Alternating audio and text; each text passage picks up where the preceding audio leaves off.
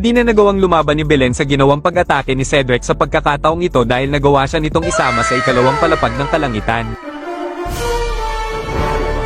Ito si Cedric Pineda. Siya ay talagang gwapo sa kanilang paaralan na ngayon ay naging kalbo pagkatapos niya maging pare ng kanilang templo. Lumipas ang panahon, nagkaroon sila ng reunion bilang magkakaibigan, kasama na dito ang babaeng ito na may gusto sa ating bida.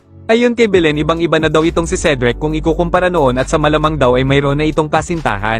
Tinanggal ni Cedric ang kanyang sombrero para sabihin sa kanilang lahat na ngayon ay isa na siyang pare, bagay na ikinagulat nila kasama si Belen. Nawalan ng pag-asa si Belen sapagkat bawal nga naman mag-asawa ang mga pare kung kaya't lubos itong nanghinayang dahil dito na daw matatapos. Bigla namang dumating ang ating bida at sa pagkakataong ito ay muli niyang nakita ang pamatay na tingin ni Cedric sa nakalipas na taon. Inihatid dito ng ating bida sa kanyang bahay na lubos namang ikinatuwa ni Belen sapagkat muli daw siyang nagkaroon ng pag-asa para sa ating bida. Sinabi ni Belen sa kanya na talagang nagbago na daw ito bilang isang mabuting pare na kinikilala. Subalit bigla siyang hinalikan ng ating bida para patunayan sa kanya na mayroon pa din siyang sandata na kayang pumatay ng kanyang tahong. Di na nagawang lumaban ni Belen sa ginawang pag-atake ni Cedric sa pagkakataong ito dahil nagawa siya nitong isama sa ikalawang palapag ng kalangitan. Kwento ng ating bida, normal lang naman daw ito sa paring katulad niya kaya wag na daw magulat itong si Belen at simulan na nila ang pagpapatawad. Napa-flashback na lang si Belen sa husay ni Cedric magpatawad habang naiiyak ito sa pangangaral ng ating bida.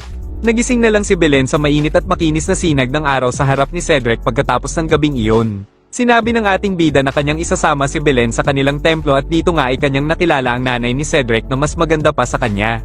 Nagulat na lang si Belen nang ipakilala siya ng ating bida sa kanyang tatay na wala ding buhok katulad niya bilang kanyang asawa sa oras na yon.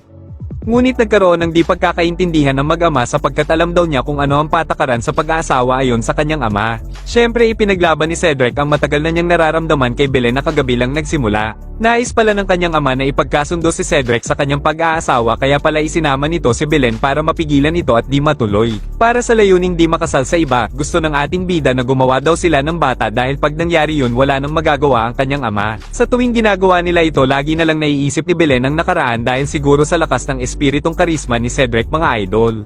Nang kakainin na sana nito ang suma ni Belen, bigla na lang itong nahinto nang sabihin ng babae na totoo ang kanyang pagmamahal sa kanya. Subalit di ito ang paraan na gusto niyang makita mula sa ating bida ang mahalin siya para lang sa kanyang layunin. Pumayag din naman si Belen sa gusto ng ating bida kaya simula noon ay sa templo na din siya namamalagi at tumutulong sa gawaing bahay kasama ang nanay ni Cedric. Nang kinagabihan kasama niyang maligo si Belen at katulad ng inaasahan mo syempre isang madugong bakbakan na naman ang nangyari habang magkasama sila. Nagsimula na din si Belen na iwasan si Cedric dahil sa kakaibang ikinikilos nito tuwing magkasama sila na para bang lagi na lang itong gutom. Napansin ito ng ating bida kaya sinabi nito kay Belen na sabihin niya kung ano ang dahilan sa pagtaboy niya sa ating bida. Kaya naman sinabi ni Belen na para daw siyang pinaglalaroan ni Cedric at pinapasunod sa lahat ng bagay habang umiiyak ito. Pero ang totoo ay isang halik lang ang kailangang gawin ni Cedric para maniwala si Belen sa kanyang sinasabi para matapos ang pagdududa. Kaya ng gabing yun ay muling naglaban ng dalawa at kung gusto mo ng mga ganitong content ay huwag mo kalimutang i-follow at i-share ang video na ito. Bahala ka nang alamin ang susunod na mangyayari sa paborito nyong apps mga idol.